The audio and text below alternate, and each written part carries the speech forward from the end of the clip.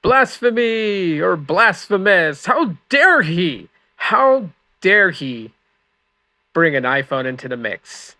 What's good, everybody? Welcome back. And I decided to throw my SIM cards in two devices released in 2020 and to have them go head to head again over the next couple of days, couple of weeks. Depends on how long I feel like using them. But we got the iPhone 12. This is the 128 gig model. And then we got the Pixel 5. Now, my time using both iOS and Android, they are so much similar that really it just boils down to the user interface. What's on your home screen, right? One collects all the apps that you download and just places it on the screen, and that's it. There wasn't an app drawer before. There is now, but in my opinion, on iOS, an app drawer doesn't make sense. But again, it's got its purposes, and the one good thing I like about it is that if I don't want an app icon to be on my home screen on iOS, well, there's a place for it to go, out of sight, out of mind. So while I don't really see a purpose for it, there kind of is a purpose for it. So it is what it is. But using the iPhone 12 the last couple of days, and it's been a pretty smooth experience, right? And this is coming from someone who's a Pixel fanboy. And I'm telling you guys that the iPhone 12 is pretty decent. And I know there's an iPhone 15, and don't worry about it. I'm not worried about it myself. So matter of fact, if I was to even upgrade to another iPhone in the next year, it'd probably be to the 13 because I do like having that SIM card slot. I don't like just totally reliant on eSIM. But anyways, yeah, I gotta say, just so far, the cameras have been good on the iPhone 12. Video has been fantastic when I record video with it. And, just going on social media and stuff like that, like I normally do, has been a breeze. Sure, there's a couple of quirks and differences, but nothing that's too way off key that just makes it seem like, oh no, type of thing. And don't make fun of my air bubbles, people. I tried. I tried hard. I got another screen protector coming in, but anyways, yeah, got some air bubbles there. I know you don't have to cue me in on it.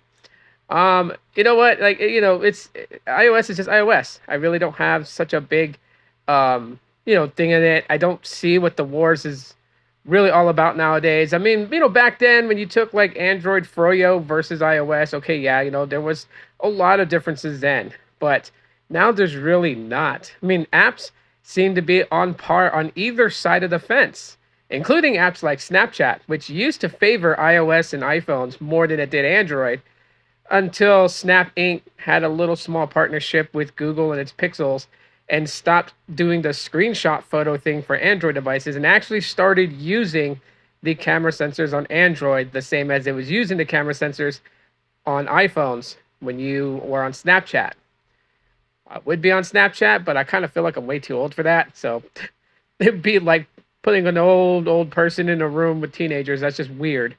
So anyways, I'm not on Snapchat. Haven't been on there for a couple years now. So that's that. And the Pixel 5 running the latest Android 14. You get all the snappiness of Android and its goodness in its most current form. And, putting my SIM card back in this phone and using it, and it's just been so just, it is like the creme de la creme. It is on top, in my opinion. The Pixel 5 will always be that one that's just like badass, bro. Even though it was running a Snapdragon 765G, I don't know why people get hung up on processor chips and not really focus in on how well Android is optimized to it, because Android is very optimized on this device. And even with Android 14, it has gotten better. This is why I say always, and you guys know what I'm going to say next, Pixels age like fine wine. They just get better over time and with every new iteration. And honestly, I really wish the 7 years of OS support would backport to something that's being currently supported, like the Pixel 5, because then I would put, I'd say like another 4 years or another 3 years of support, which would be nice. Hey, why not? And again, remember the Pixel 5 was specifically supposed to get the Tensor G chip, so the G1 would have been in the Pixel 5 hadn't it been for the world events that pretty much costed us,